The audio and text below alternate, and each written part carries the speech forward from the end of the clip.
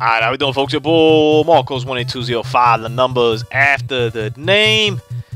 Games beaten, man. Just going through all the games I've beaten this year, man. And, you know, so far I've been doing one a week. At least, you know, and, you know, not necessarily timed exactly how they are, but in this case, managed to work it out over here. I'm actually the blue character. Tina's the red character over here. And this part, we're just kind of trying to keep her alive. This is leading up to the end of the game over here on Double Dragon 2. The Revenge, I think it's called, something like that. It's got some like cryptic ass, like, yo, this thing is serious, man.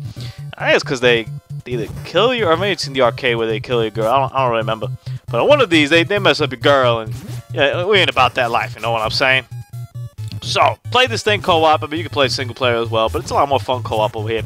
And ended up giving it an 8.3 out of 10. It's a beat 'em up. You know what I'm saying? Like there isn't much to discover here. It's a beat 'em up. It's entertaining for what it is. I think it's like 8 stages. They all kind of vary in length. But honestly, if you're good at it, which by the end of it you probably will be, you can beat it in like an hour. Even though this final section is brutal, so you might just be stuck in this final section forever.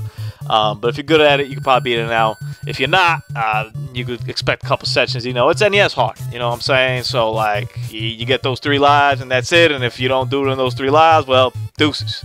That's kind of how the NES works over here. And these dudes, man, I don't know if anyone's got a strategy as to how to kill these guys. Please let me know, because these guys were brutal. Like, we had to keep just coming up over here. And we're using the red shot over here. And I normally don't save state too much. I kind of do it when I'm like leaving the house or something, or I gotta go to work, and I'll use a save state and be like, hey man, I'll load it from there. I don't really feel like doing it. For games that don't have passwords or something. But we're playing with Tina one hour. I was like, you know what, we'll save state it over here. And video games ain't really her forte, but she really wanted to see this through the end. So we're like, alright, cool, we'll save state over here.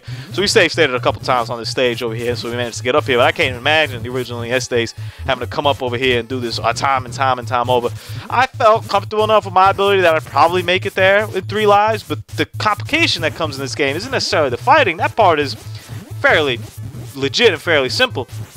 Complication comes from the jumping, and that's where this game lost its 1.7 points straight up. Just the jumping.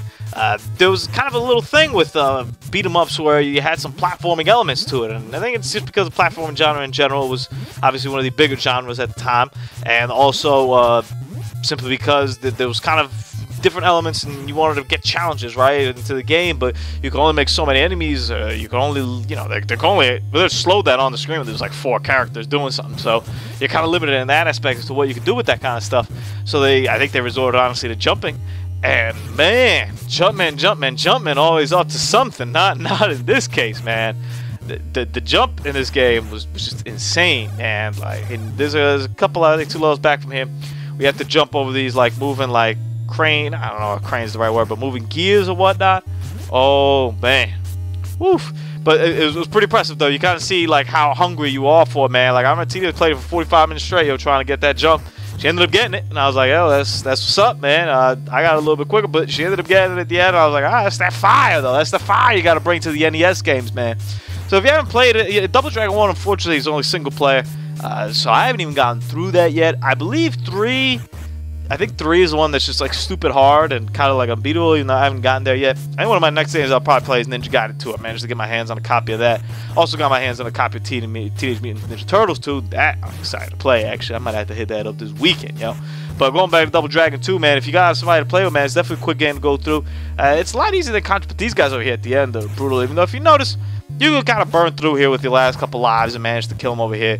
They're tough, though. You know, they're kind of doppelgangers, just mirror images of you that manage to throw Hadoukens. I don't know if we can. I sure as all hell didn't figure it out. I didn't even figure out how to do the spin kick that well, honestly. There's a spin kick move, didn't know how to figure it out. I was just trying to remember that, like, A punches or hits forward and B goes back. That was kind of an interesting dynamic for me that I hadn't seen in the game, where one button goes forward, one goes back. Play Double Dragon 2, man. Let me know what you guys think, man.